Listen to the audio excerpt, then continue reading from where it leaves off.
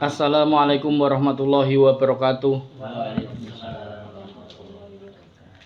Alhamdulillahirabbil alamin.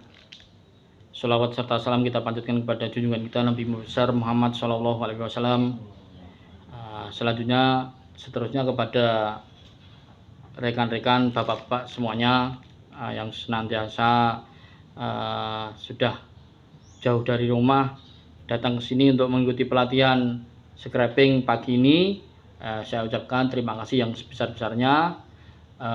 Kami berdoa semoga ilmunya bermanfaat dan barokah, bisa menolong, bisa membantu keluarga serta orang lain, sehingga kita bisa masuk dalam golongan orang yang orang yang baik kan gitu.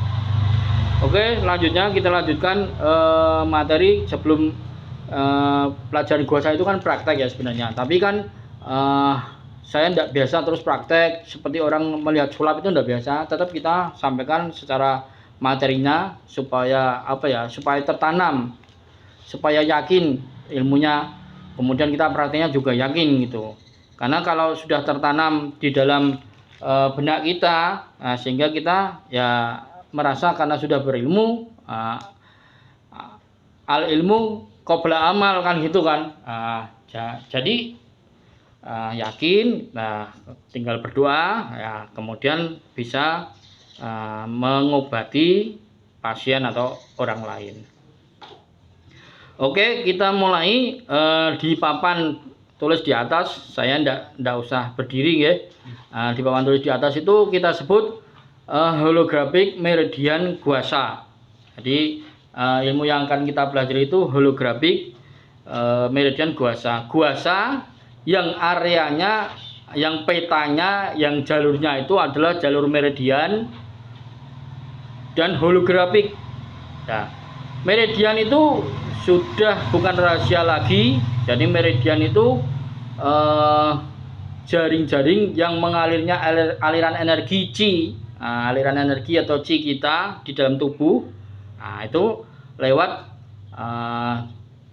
jalur meridian. Sehingga apa? Termasuk guasa itu memindahkan energi, sehingga sudah sama-sama kita ketahui bahwa orang sakit itu karena terjadi sumbatan stagnasi jalur energi, sehingga yin dan yang tubuh kita itu menjadi tidak seimbang dan akhirnya kita mengalami sakit, kan gitu. Nah, holographic itu koresponden atau cerminan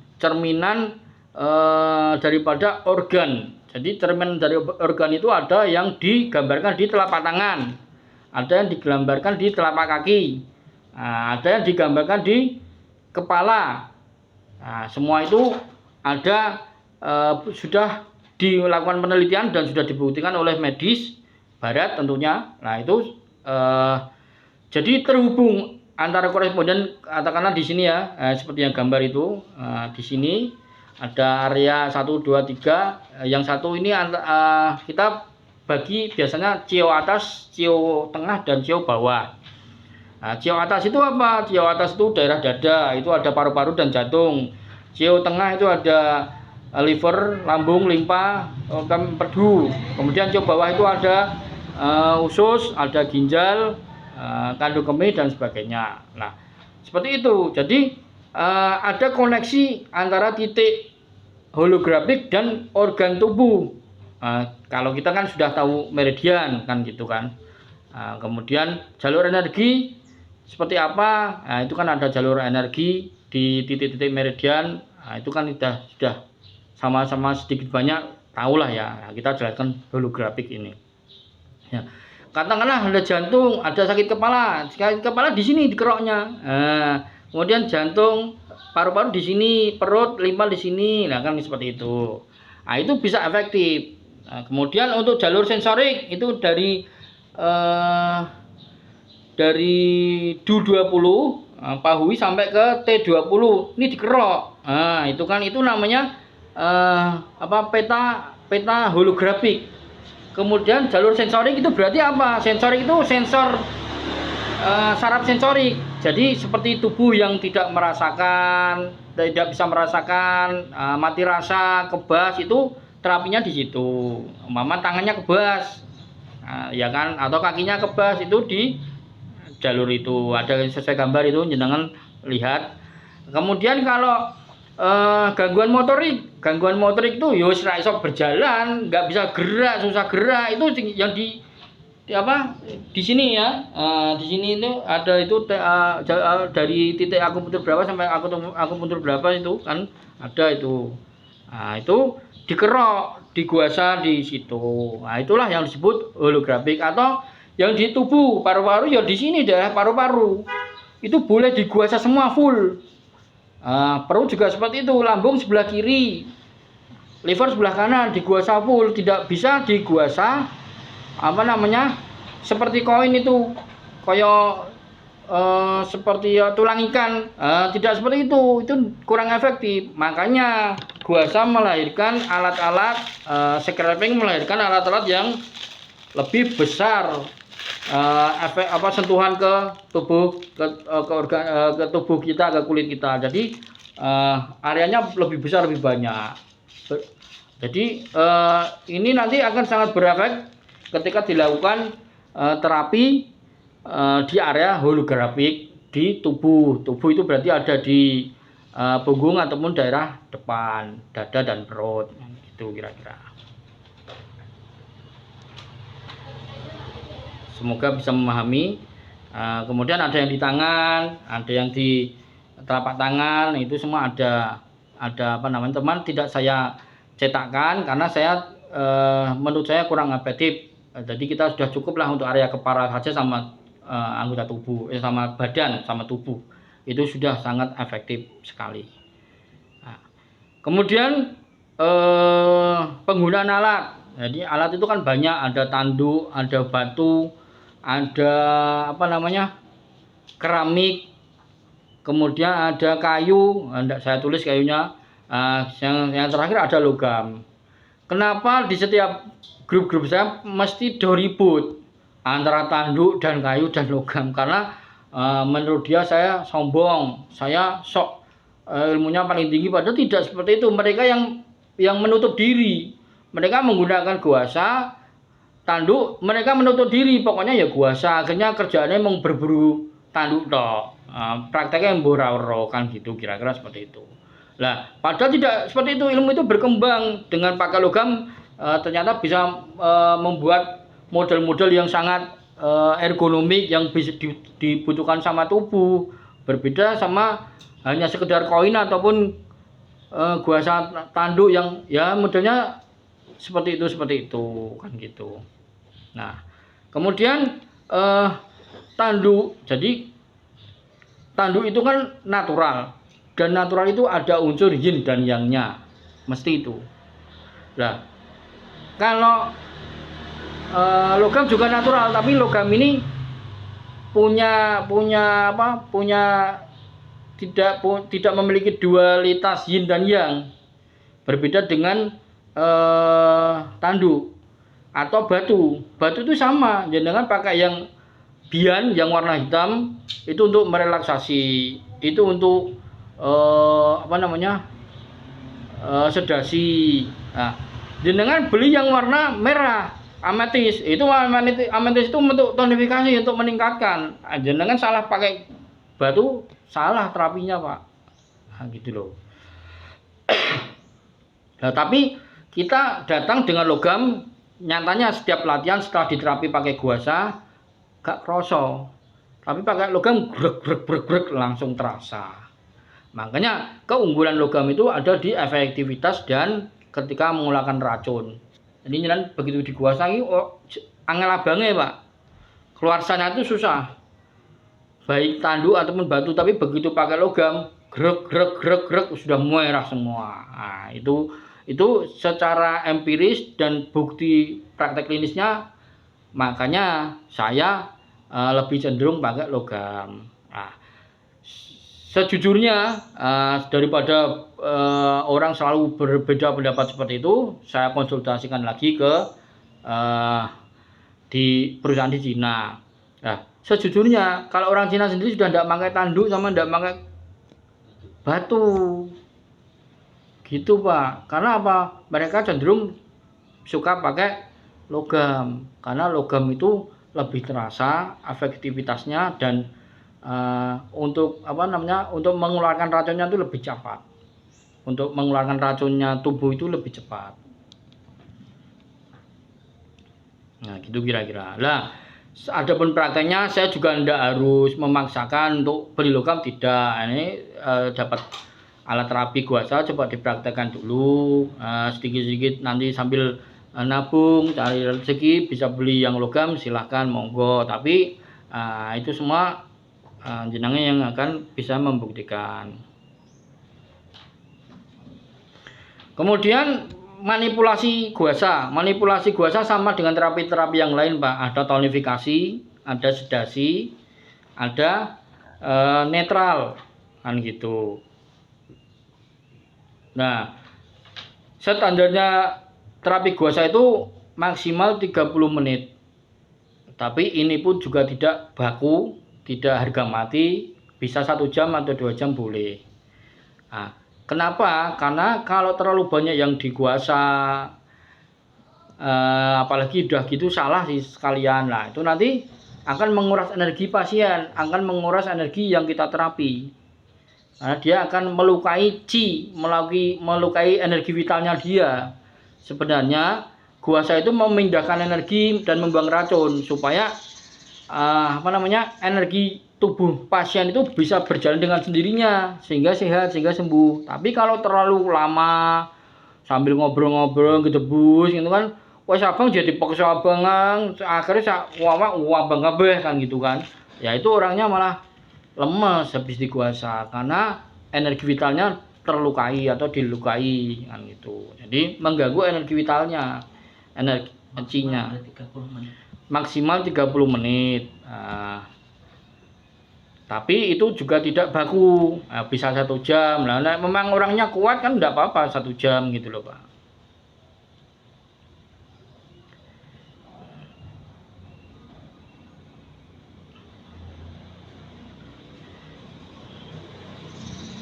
Sudah ya. Apalagi teman yang di atas.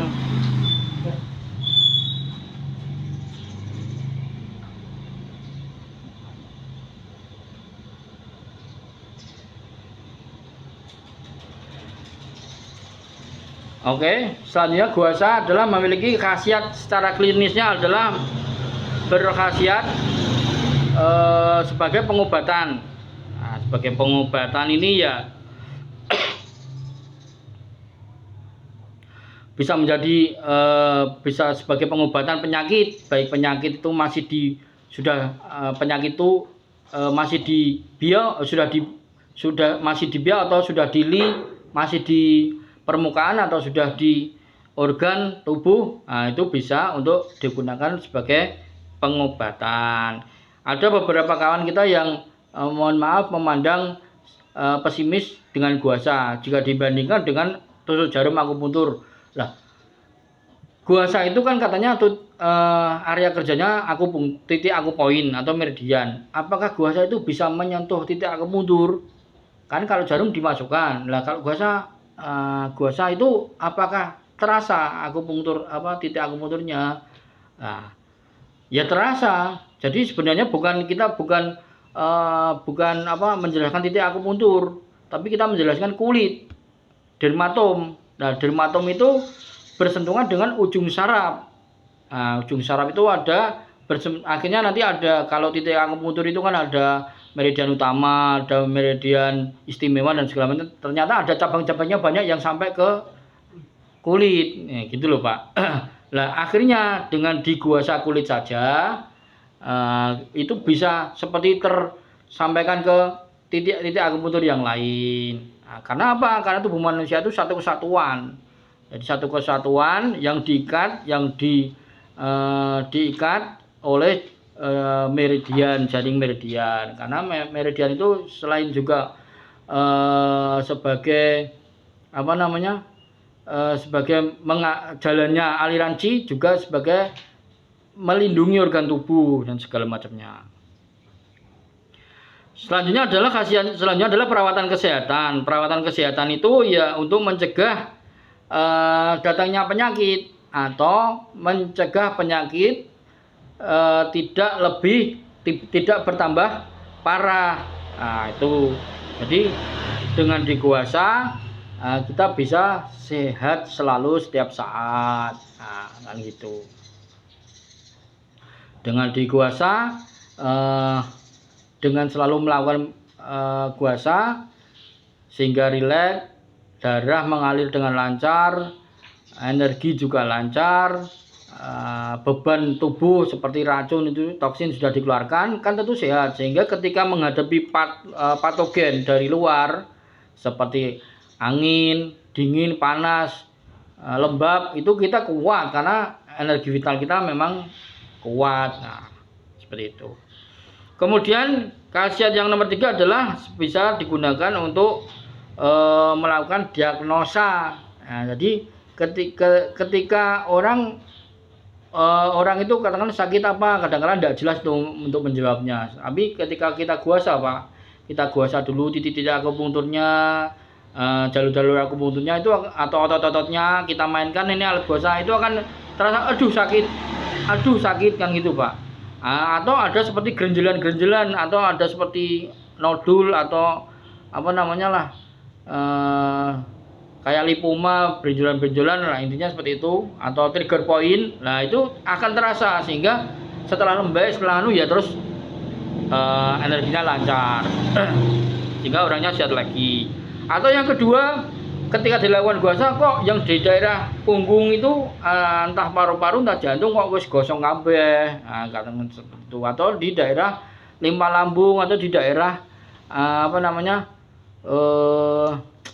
pinggang, ginjal itu wis gosong kabeh kan gitu. Sebenarnya kan itu bisa seperti terapi tangan sendiri. Itu kan bisa digunakan dengan dilakukan perabahan pakai, kalau susun kan gitu, pakai tangan kiri kita menggunakan alat susunnya pakai tangan kanan. Nah, itu kita sama, pokoknya angger dikerok gitu saja nanti akan orang pasiennya pasti akan terasa aduh sakit. Kalau nggak aduh sakit nanti akan muncul toksin, muncul sanya itu yang ada yang merah gelap, ada yang kebiru-biruan, racunnya terlalu sangat bahaya. Nah, itu guasa itu seperti itu. Jadi bisa membantu kita mendiagnosa kan gitu, Pak. Karena dengan didiagnosa itu kita bisa, setelah kita melakukan diagnosa 4 macam pemeriksaan, kita bisa tambah oh iya ternyata memang lambungnya yang bermasalah. Atau ya samalah, semua teknik metode terapi punya cara mendiagnosa, seperti Harasiacu atau apa, atau itu kan ditekan-tekan perutnya kan itu nanti sama pakai guasa seperti itu. Di area kepala saja saya melihat jenengan garu-garu kepala itu nanti akan terasa, Pak. Ini kita nggak sakit nggak terasa, tapi bagi orang yang sakit cengkring. Bahkan waktu di Bandung saya, bapak itu yang saya terapi kepalanya itu garu-garu itu Allahu Akbar. Aduh, takut saya malah ntar malah kerasukan. Nah, saya bercanda itu. Nanti ini salah lupa, ini dikerok bukan di ruqyah, malah ketawa semua. Akhirnya malah ketawa, yang sakit juga ketawa. Nah, gitu, Pak. Jadi bisa untuk menjadi alat diagnosa. Kalau kita belajar skalp akupuntur itu kan modelnya cuma di titik yang sakit ditusuk gitu aja. Modelnya seperti itu. Dan ini nanti setelah 20 menit, 15 menit dilepas jarumnya udah tidak sakit. Nah, kan gitu. Nah, tapi enak diguasa. Jreng gitu. Nah, itu nanti ya karena sudah alirannya ke kepala sudah lancar semuanya, akhirnya akhirnya ya tidak sakit, mata jadi jelas, terang gitulah, Pak. Ada yang mau ditanyakan dulu?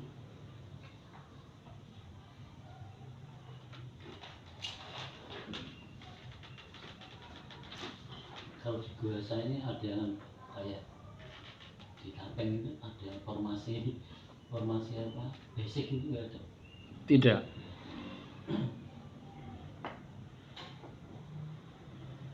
Ya, kenapa kita sebutkan Hugula Break khususnya di pelatihan saya kali ini cuma di area kepala, Pak. Jadi area kepala itu kita kenal saraf kranial, ada 12 saraf kranial itu yang ternyata memang unggul di dalam melakukan penyembuhan-penyembuhan, Pak.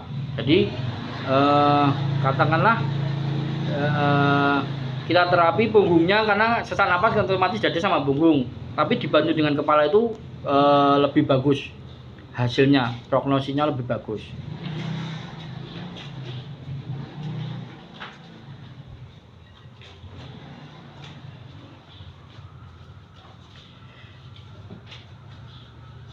Kemudian kita bicara metode. Jadi metode itu metode menggores. Nah, metode menggores ya menggores. Menggores itu ya gini saja, Pak. Nah, ini. Nah, kalau tonifikasi agak terasa tapi pelan. Nah, ini tonifikasi. Kalau cepat gini, nah, itu sedasi. Kemudian ada pengikisan sudut. Pengikisan sudut itu seperti yang sudut-sudut ini ya, sudut-sudut itu seperti yang model logam. Kita ambil contoh yang seperti ini. Ini pengikisan sudut. Biasanya untuk titik-titik akupunktur yang nyelempit-nyelempit, Pak, ya. Seperti yang paling mudah ya ini atau K3 atau REN 1. Nah, REN 1 itu di situ bisa. Jadi namanya pengikisan sudut atau di daerah ini nanti untuk kepala ini ya. Ini di holografik kepala itu. Nah, itu butuh kita seperti yang ini. Nah, kalau harus yang seperti ini ya seperti ini bisa ya. Nah, ini untuk titik-titik terapi seperti tayang ini kan cuman gini kan nggak mungkin tayang di brek ya, nggak mungkin aja gini-gini saja. Nah, tuh pengikisan sudut. Yang kedua menguleni itu rotasi. Menguleni itu ya gini, Pak, mainnya. Nah, mainnya ini gini sama. Kalau tadi kan kita guasa gini, Pak, tapi sudut itu sempit jaraknya, jadi cuman jrek yang 1 cun 2 cun. Kalau ini kita rotasi. Nah, ini merah kan. Nah, ini rotasi. Pakai ini, pakai yang ini. Agak miring boleh, tegak lurus boleh. Selanjutnya pengikisan yang ketat atau dengan tekanan. Nah, dengan tekanan itu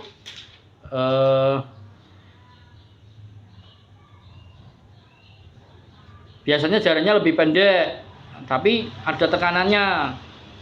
Nah, umpama ini kan PC6 ya. Ini pakai tekanan. Kan kalau pakai kayak gini, Pak, tidak terasa, kurang begitu terasa. Nah, biasanya seperti itu. Nah, dengan ini gereng sampai ke jari semua.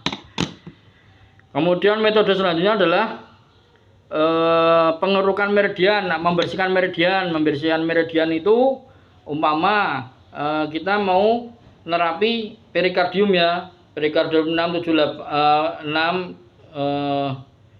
perikardium 6 5 6 7 8. Ini langsung dapat banyak atau ini langsung banyak. Ini membersihkan meridian namanya. Jadi sekali bisa 2-3 titik, itu namanya membersihkan meridian. Nah, membersihkan meridian ini biasanya digunakan untuk terapi area telapak, area tangan dan area kaki.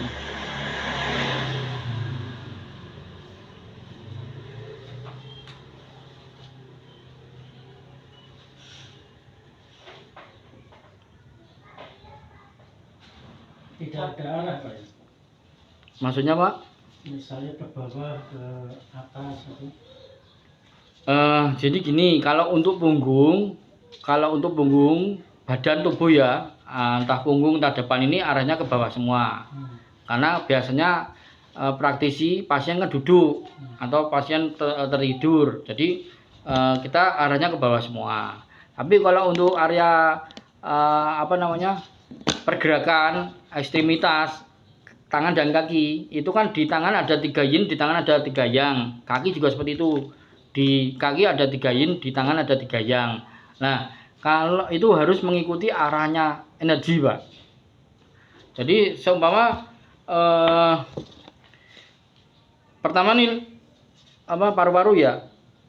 Paru-paru itu kan arah yin. Yin itu kan ada paru-paru, ada perikardium, ada jantung. Nah, ini begini, Pak. Turun. Udah diginikan aja, umpama orang stroke, orang kebas tangannya.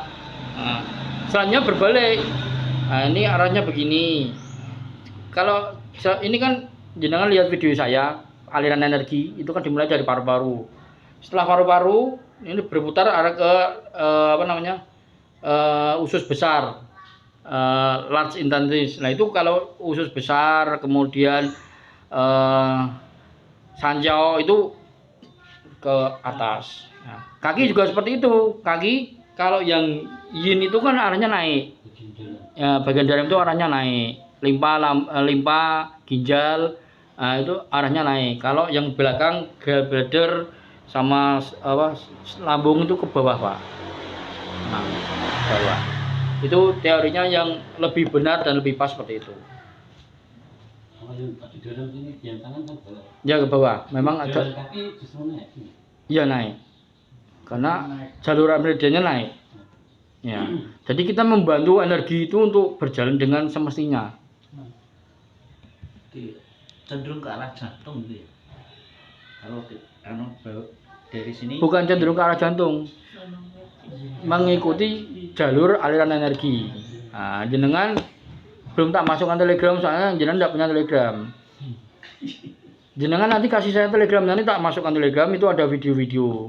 tesih, Pak. Hah? Tesih. Ada. Oh ya, dan ada. Puasa. Iya. Jenengan belum buka, Pak. Scrubbing, Pak. Scrubbing terapi. Oh, sekarang saking ada. Ya itu.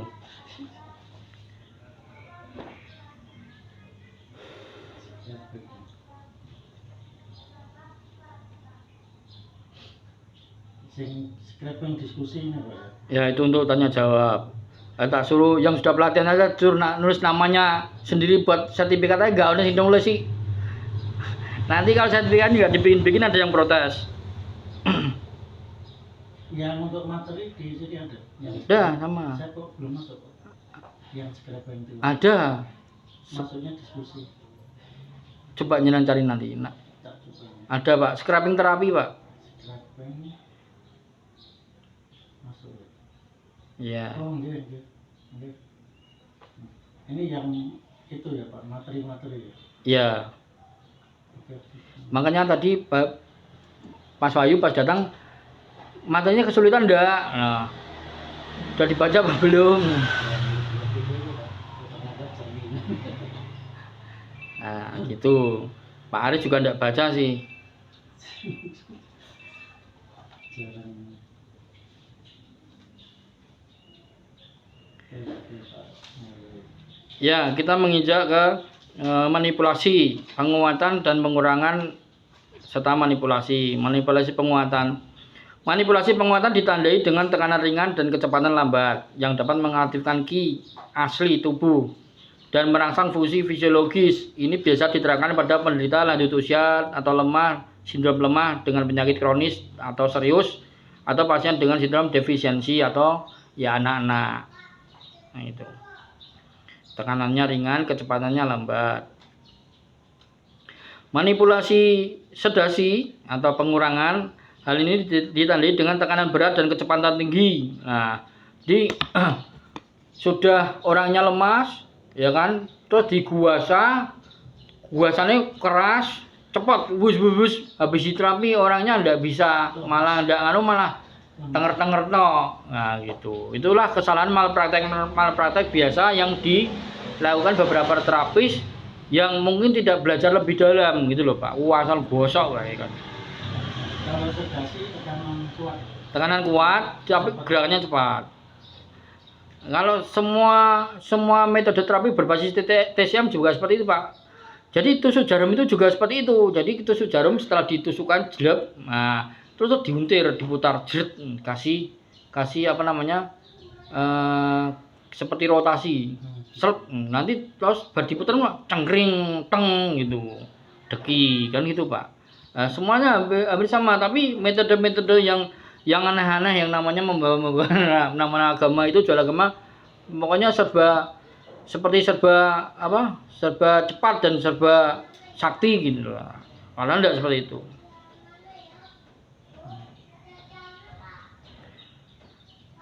Hal ini ditandai dengan tekanan berat dan kecepatan tinggi yang dapat menghilangkan elemen berbahaya dan menghambat fungsi hiperaktif. Ini sering diterapkan pada penderita muda dengan tubuh yang kuat dalam kasus penyakit yang akut untuk pasien dengan sindrom yang berlebih. Nah, seperti itu. Kalau orangnya masih muda, 40 tahun ke bawah, nah itu lebih dikasih tekanan lebih tidak apa-apa. Nah, itu Pak. Yang nomor 3 netral, manipulasi netral. Nah itu sama, terus ya kadang kenceng, kadang dikasih kadang dangkal, ya kan, leres gitu saja. Terus kadang dikasih tekanan, jadi seperti efek pijet. Nah, tapi tidak terus tekanan terus, itu tidak apa-apa. Nah, itu harus diterapkan secara fleksibel sesuai dengan konstitusi dan kondisi pasien. Secara klinis itu berarti praktek klinisnya, kebiasaan atau sudah berdasarkan praktek itu metode yang nomor 3 ini, netral ini adalah metode yang paling nyaman bagi pasien. Bahkan manipulasi memberikan kekuatan antara manipulasi penguatan dan pengurangan. Ini sering diterapkan dalam kasus-kasus di mana ada kekurangan yang rumit atau sindrom yang berlebihan. Jadi mungkin ya Pak ya, ada orangnya panas tapi kok lemes. Nah mungkin seperti itu. Atau sebenarnya orang ini yang kita sukar untuk menjelaskan, mungkin karena komplikasi ya, sehingga kita mengalami kesulitan untuk menganalisa sebagai sindrom yang lemah atau sindrom yang kuat. Nah itu pakai yang seperti itu, aman tapi netral.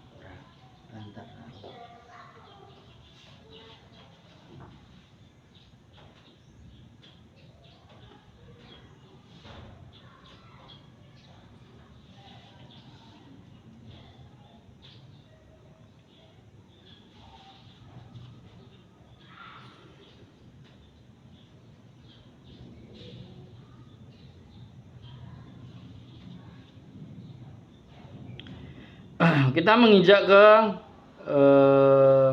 jenis-jenis terapi guasa meridian holografik.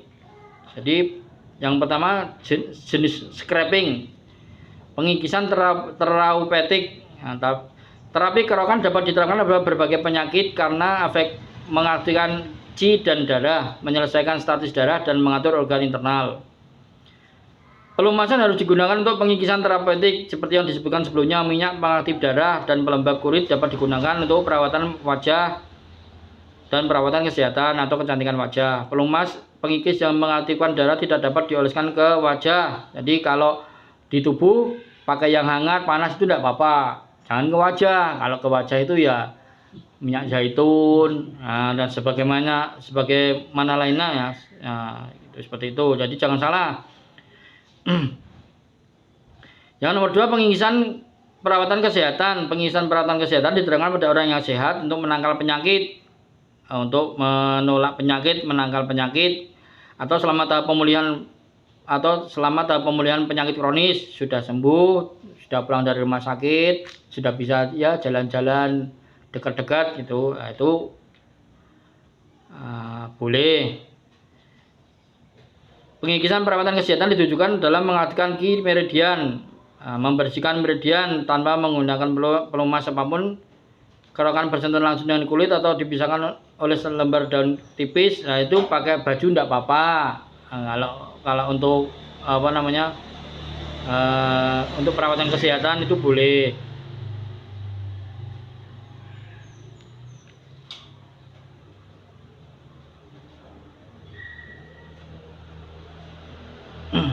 Kemudian durasi atau waktu menggores.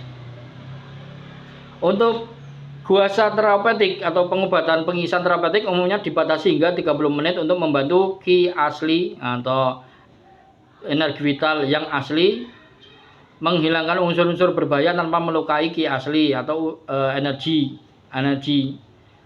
tubuh atau Cheng Chi. Karena pori-pori keringat terbuka selama perawatan, yang terbaik adalah mengobati hanya satu penyakit pada satu waktu. Jika manipulasi reduksi diterapkan selama lebih dari 30 menit, ki asli yang berlebihan akan dikonsumsi dan kelelahan akan menyertainya, akan mengikuti. Nah, itu kalau untuk penguatan ya. Kalau untuk sedasi, kalau untuk penguatan 30 menit berarti boleh.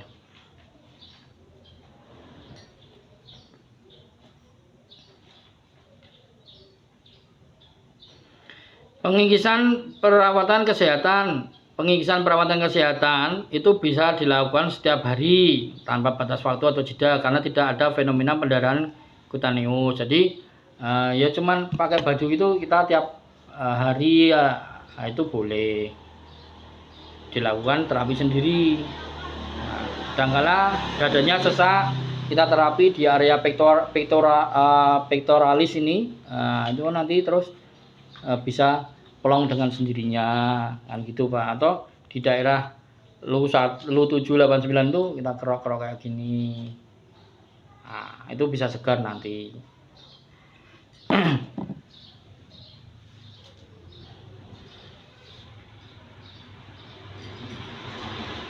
Nah, terus menginjak yang selanjutnya adalah indikasi dan kontraindikasi. Indikasinya ya tentu untuk mengobati penyakit dalam, penyakit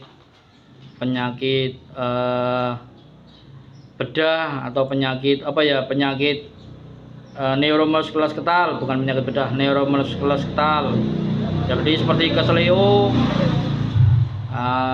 asam urat ya, lembab, serangan angin, lembab dingin. Nah itu sebenarnya ada yang seperti asam urat, tapi ya kita secara TCM tahunya seperti itu aja. Jadi tidak ada kadar asam uratnya tinggi ya, kita tidak berpikir seperti itu. Seperti linu panggul, sakit pinggang kronis, rematik artritis, rheumatoid artritis, lah itu kan penyakit nyeri itu ya. Penyakit nyeri lah, penyakit bedah itu penyakit nyeri. Kemudian penyakit anak seperti malnutrisi, nafsu makan buruk, pertumbuhan dan perkembangan terhambat itu bisa diterapi. Contohnya apa? Kekurangan zinc. Contohnya apa? Pertumbuhan stunting itu kan pertumbuhannya kurang tidak normal. Nah, itu diterapi di daerah Mingmen, daerah ginjalnya diaktifkan karena rumahnya Cing itu ada di ginjal. Selain diberi asupan herbal dan makan bernutrisi. Atau anak yang mengalami tidak bisa bicara itu loh, kesulitan bicara ya. Nah, itu kan ada yang anak kita ya, tetangga kita, saudara kita ada yang sudah punya anak umur 2 tahun nggak bisa ngomong, au gitu kan ya. Nah, itu bisa dilakukan terapi. Penyakit mata, telinga, hidung dan tenggorokan, nah, makanannya nih. Penyakit ginekologis. Ginekologis itu apa? Dismenor, amenor, gangguan pasca persalinan, gangguan kejantanan, kewanitaan. Nah, itu bisa diterapi. Serta penyakit lainnya. Kemudian kontraindikasinya adalah penyakit dengan kecenderungan berdarah seperti trombopeni, leukemia dan purpura, alergi. Nah, itu harus diobati dengan penguatan atau bahkan manipulasi. Daripada manipulasi harus diobati dengan cara tonifikasi, jangan disedasi. Jadi ada orang beberapa yang di terapi itu langsung seperti bentol-bentol gitu kan ada. Ada yang seperti bahkan pura-pura, bahkan mungkin ada yang melepuh, mungkin saya tidak tahu kalau melepuh belum pernah ya. Seperti pura-pura gitu, terus bentol-bentol seperti alergi itu ada. Ya itu kalau sudah seperti itu ya tekniknya bisa dihentikan, atau kalau untuk pindah ke tempat lain ya terapinya yang tonifikasi. Jadi tidak usah terlalu kuat gitu Pak.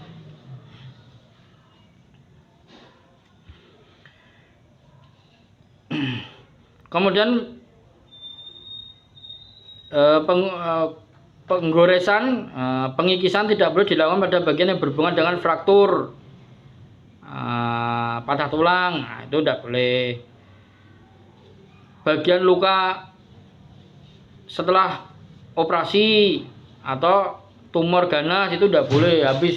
Habis operasi tumor diangkat rahimnya, di guasa bawah kulitnya tidak boleh. Nah, itu tidak boleh.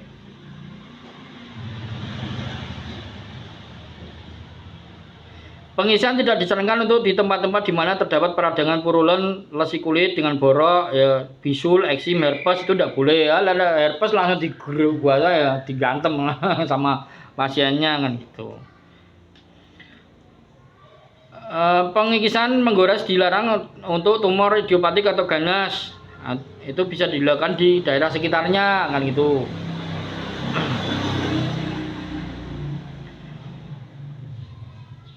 Dilarang menggores perut bagian bawah wanita selama menstruasi atau kehamilan. Nah, itu tidak boleh ya. Nah, wanita hamil biasa tidak boleh seperti itu. Terapi apapun itu tidak boleh. Nah, jadi ya nanti bisa kontraksi, bayinya bisa aborsi kan. Nah, salah satunya tadi yang belum saya sebutkan, ada beberapa di video yang saya sebutkan bahwa terapi terapi guasa itu meningkatkan imunologi, meningkatkan sistem kekebalan tubuh. Karena apa ya, secara bahasa TM-nya meningkatkan energi vital. Kalau dalam bahasa atau melancarkan limpatik, itu kan belum pernah saya sebut-sebutin. Beda kalau yang dry cupping itu kan berbasis barat ya, jadi ilmunya kan limpatik itu. Kalau jenengan masih ingat pelajaran dry cupping, termasuk guasa itu juga melancarkan limpatik, selain darah, juga limpatik. Hal-hal yang perlu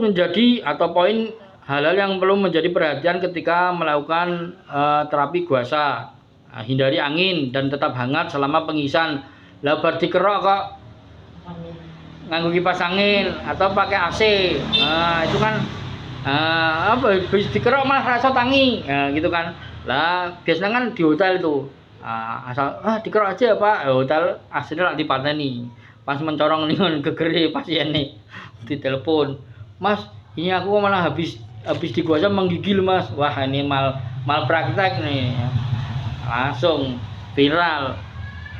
Terapi logam bahaya karena habis terapi menggigil. Wah, ini kasus sih.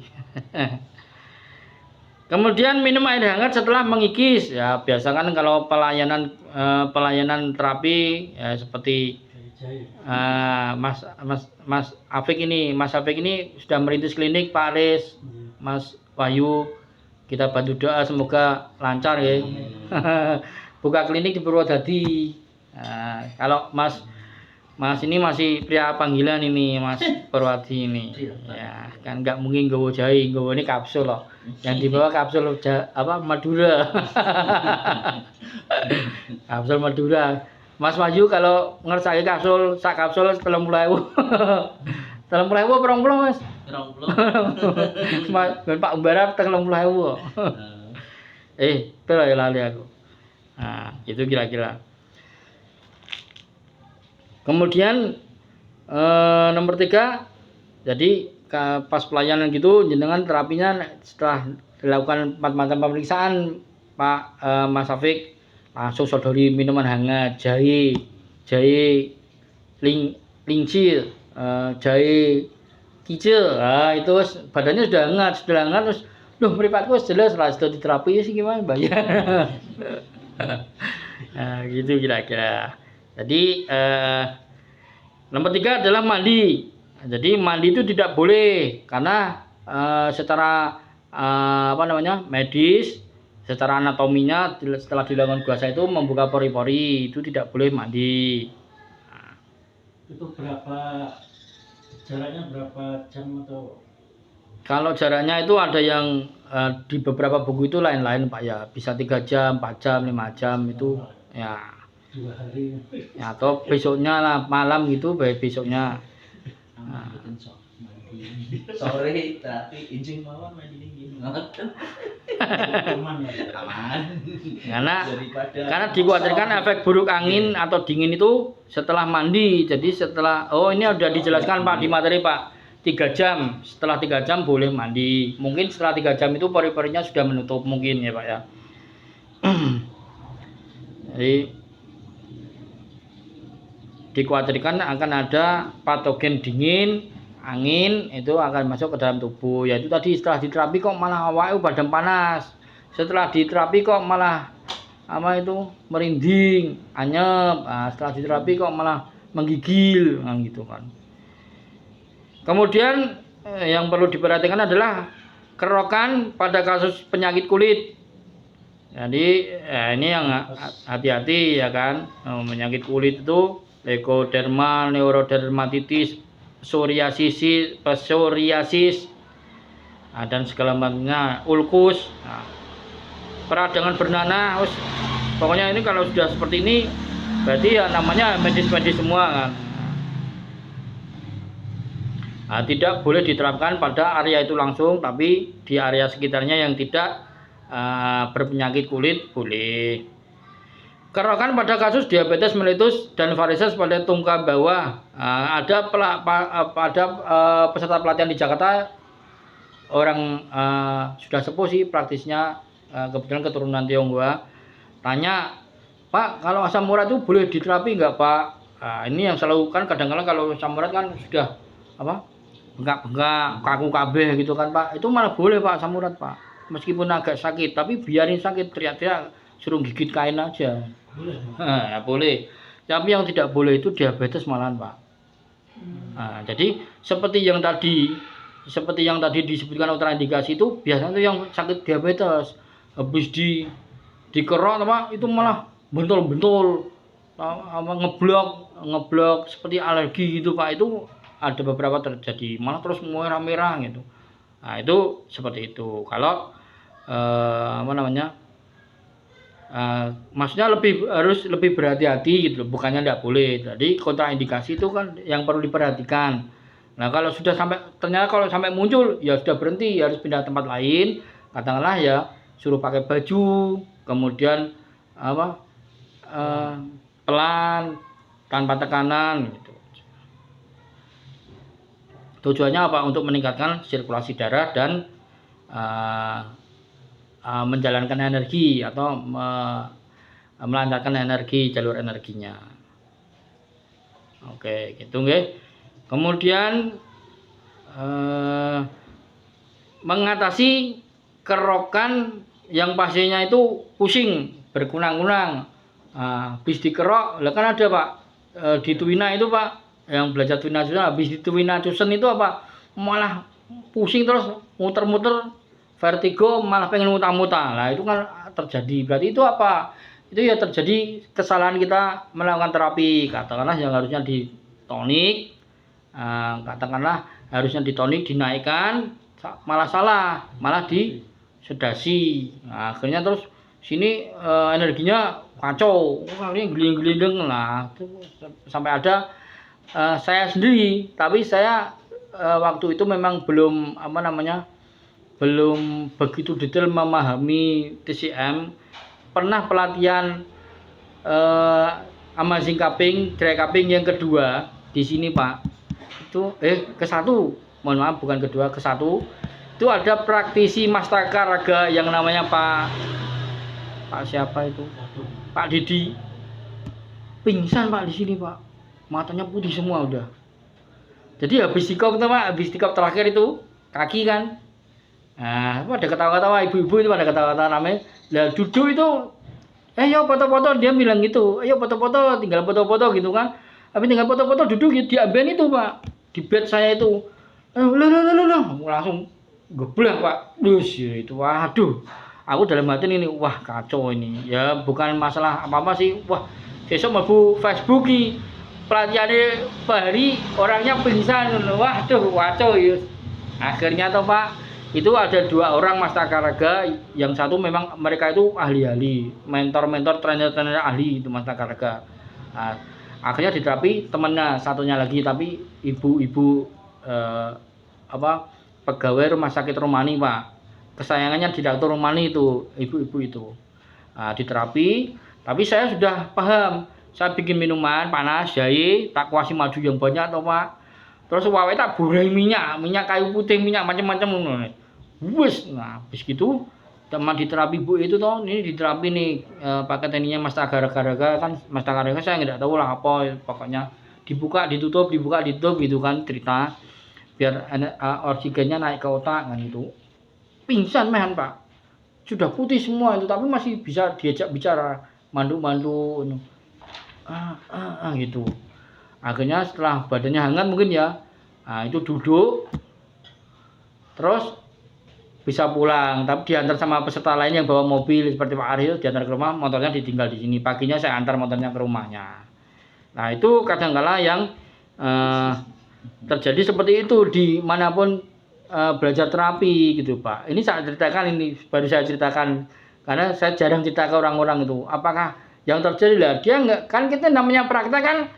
Pokoknya praktek jenengan kan langsung tidur di terapi kan, ora diperiksa lemes pora, wis mangan pora kan gitu Pak. Nah itu, kalau yang Twin Acusan itu belum sarapan katanya, pagi-pagi belum sarapan terus jadi probandus. Di terapi terus langsung liar tidak jadi praktek langsung ya, langsung di ditidurkan. Oke. Ini ternyata peta ini keterangannya di Telegram Pak ya? Iya. Udah mau ke Telegram. Iya Pak. Pak Pur.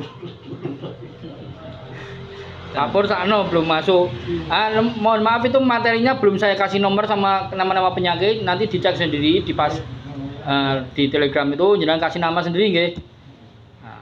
Region 2, wilayah 2. Nah, kalau ketemu pasien seperti itu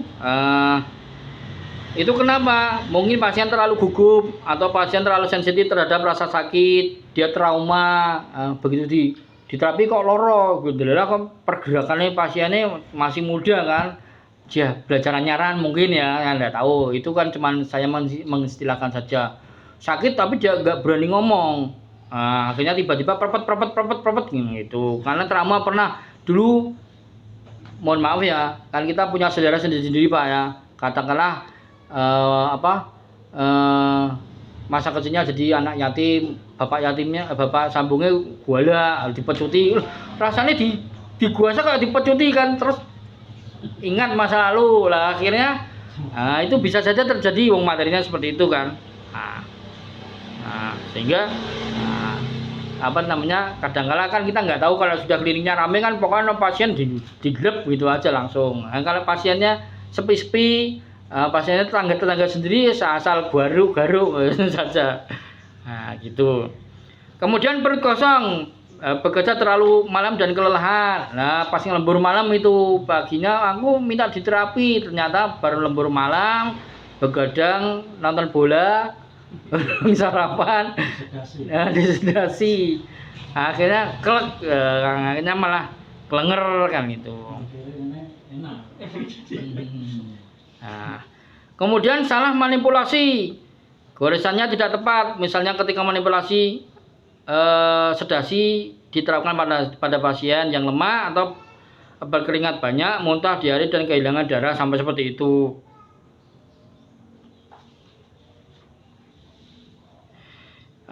Kemudian terlalu banyak bagian yang tergoles terlalu lama, jadi lebih dari 30 menit. Nah, itu sebenarnya orangnya lama tapi disedasinya 1 jam, karena biasa terapi pasien yang lain 1 jam 2 jam enak-enak aja, asik-asik aja, tapi dapat pasien satu ini dikoroi kenceng-kenceng, gitu kan. Ini di sini ndak ada yang kurus, ini wong makmur semua kok.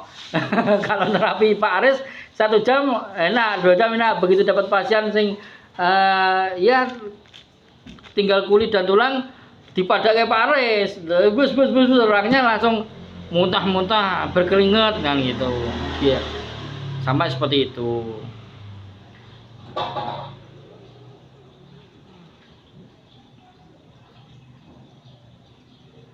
Nah, terlalu lama. Kemudian gejala mengikis pusing. Ketika pusing menggores terjadi disertai dengan kelelahan, vertigo, mual kulit, anggota badan dingin pada kasus yang kurang serius, dan tekanan darah rendah dengan koma dan kasus yang serius itu harus lebih hati-hati. Pengobatan pusing akibat gesekan, akibat kerokan buasa, itu hentikan manuver gesekan segera, bandingkan pasien dalam posisi horizontal, jaga agar pasien tetap hangat dan berikan secangkir air hangat atau air gula. Tekan titik rensong, sini kalau orang punya pingsan atau koma, ini di sini bisa diguasa, sini, atau dikasih aroma, minyak kayu putih, minyak lavender, aroma terapik lah yang merangsang saraf-saraf otaknya untuk bisa bangun, untuk bisa siuman. Kemudian mengikis pahui GV20 ini dikerok, pahui. Kalau yang pahui ini ditonifikasi. Untuk yang pingsan, Pak? Ya, untuk yang pingsan dan koma. Ya, ndak koma pun lemes itu habis diterapi kan, ya kita terapi seperti itu. Selanjutnya adalah Yongkuan. Yongkuan itu K1. K1 ini agak kencang. Jadi K1 ini agak kencang. Jadi karena kita masih hidup di bawah langit dan di atas bumi. Kalau versinya orang tahu seperti itu. Kalau orang koma itu kan nggak tahu Pak. Mati ora, urip ora kan itu. Ya, disatukan dengan alam. Maksudnya dijadikan koneksi antara langit dan bumi ke tubuh manusia gitu loh Pak. Kalau orang tahu meyakini seperti itu. Jadi unsur langit dan unsur buminya kan pahu ini unsurnya langit Pak. Kalau Yongkuan itu unsurnya bumi, itu dimanipulasi, itu dirangsang supaya ya terjadi koneksi lah, karena kan kita masih manusia kan. Kecuali kalau bahaya kalau unsur langit dan unsur bumi berpisah, sehingga orang itu ya terus wassalam kan gitu.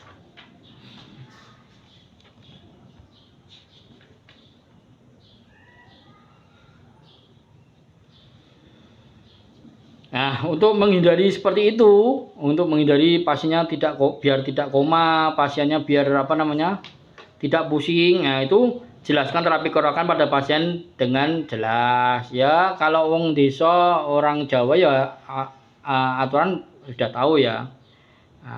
Dijelaskan kita menggores menggunakan alat yang seperti ini, enggak sakit kok. Kalau sakit itu ada penyakit, berarti kalau yang sakit itu terasa sakit, nyeri, itu berarti ada sumbatan. Nah, itu diterangkan seperti itu. Kemudian pilih posisi yang tepat, pakai kursi bekam boleh, kalau masih kuat pakai kursi bekam, kalau sudah lemes pakai bed, kan gitu Pak. Jangan sampai sudah lemes disuruh pakai kursi, ya nanti dia giliran bangun malah sempoyongan. Jangan mengikis pasien yang perutnya kosong, belum makan. Baru makan sebenarnya juga sedikit bermasalah. Intinya ya setelah makan 1 jam 2 jam. Jangan mengikis terlalu banyak bagian sekaligus dan batasi waktu pengikisan tidak lebih dari 30 menit, terutama di musim panas. Dengan suhu dalam ruangan yang tinggi, waktu pengikisan harus dikontrol lebih ketat karena pasien kehilangan keringat. Amati dan tanyakan pasien secara konstan selama mengikis untuk mendeteksi tanda-tanda pusing saat mengikis. Rasanya pripun Pak? Kan gitu. Sakit betul area mriki, area sini sakit ndak? Atau nanti kalau ada yang dirasakan pusing, jenengan langsung bilang ya, langsung, jangan ditahan, nanti ditahan tiba-tiba malah pingsan.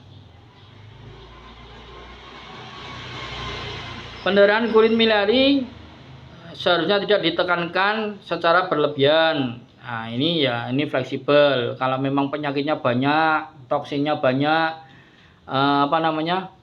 racunnya banyak, ya pasti keluarnya sampai biru-biru bahkan seperti itu. Selama perawatan kerokan munculnya pendarahan kulit miliar. Jadi itu disebut pendarahan miliar itu pendarahan yang tidak non invasif ya. Jadi itu sebenarnya pendarahan, tapi pendarahannya tidak sampai keluar kulit. Tapi berbeda dengan dicocok, disayat, ditubles, itu pendarahan invasif. Kalau ini tidak, ini non invasif. Jadi dia keluar dari pembuluh darah, cuman posisinya ada di bawah kulit.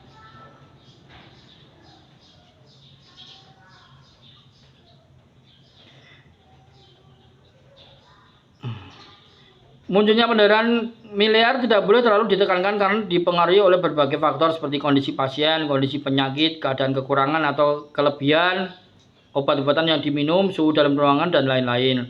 Secara umum, pendarahan lebih terkait dengan sindrom statis darah. Secara umum, yang keluarnya darah berwarna merah habis diterapi kerok itu ya karena statis darah daripada sindrom defisiensi dan lebih terkait dengan sindrom panas. Jadi kalau sindromnya defisien, yang keluar itu adalah darah statis. Kalau sindromnya yang keluar merah itu, kalau sindromnya panas sama ya, baik panas ataupun dingin, tetap itu tadi fakta daripada adanya stagnasi darah. Pendarahan tidak akan sah atau pendarahan, kita sebutnya pendarahan padahal bukan pendarahan, namanya keluarnya bercak-bercak merah atau petechiae itu atau warna merah, ungu, gelap, coklat itu tidak akan mudah muncul pada orang yang minum obat dosis besar, terutama obat hormon, dan pada orang yang gemuk juga tidak akan muncul dengan mudah di bagian meridian yin jika suhu dalam ruangan rendah. Secara klinis, munculnya pendarahan kutaneus miliar tidak sepenuhnya berbanding lurus dengan efek pengobatan kecuali kasus sindrom kelebihan. Nah, kalau sindrom kelebihan keluarnya toksin itu banyak, itu bagus, sindrom kelebihan ataupun sindrom panas. Tapi kalau sindromnya defisiensi, keluarnya itu banyak, ya tidak pas, tidak bagus. Jadi sindromnya lemah tapi dikerok, wah ora pati abang ditambah sampai gosong-gosong, ya itu malah malah praktek, jadi tambah kuat malah tambah lemes kan.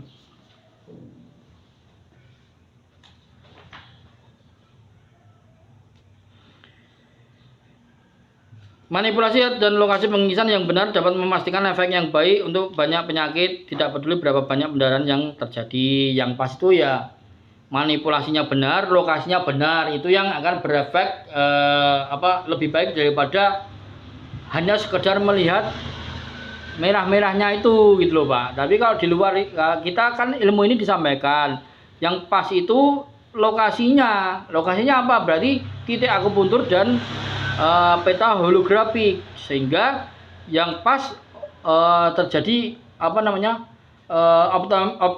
optimalisasi organ, organnya bekerja lebih optimal sehingga ya terus enak, seger, plong dan segala macam itu toh. Tapi tidak boleh kita patokannya cuman warna merah. Jadi warna merah itu keluar banyak belum tentu baik. Kalau orangnya panas, orangnya berlebih, baik, itu bagus. Tapi kalau orangnya dingin, orangnya lemah, sindromnya, wah bahaya, bisa mal praktek.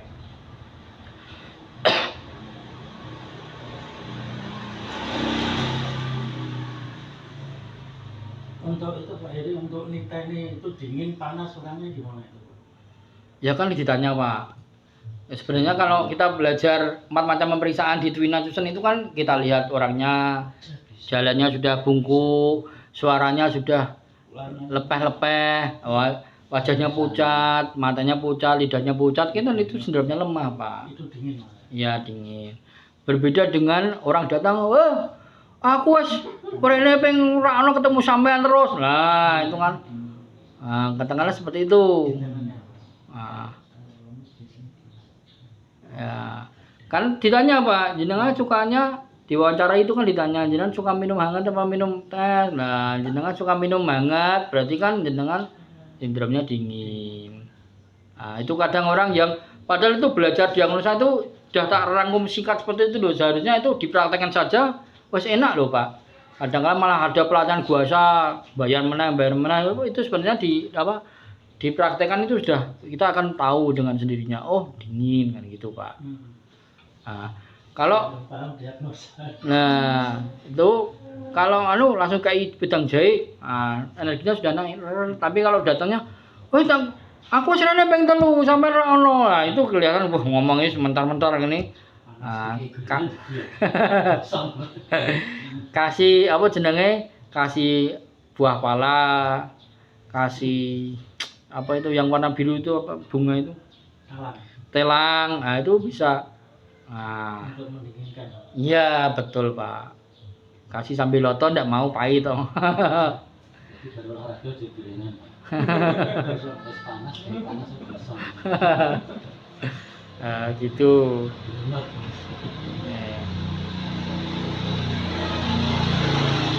Ada yang mau ditanyakan lagi?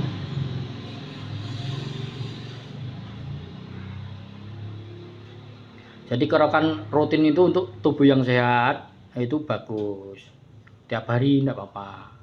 Nah, cuman grek enggak sampai merah-merah gitu aja itu sudah menjalankan energi. Nah, ini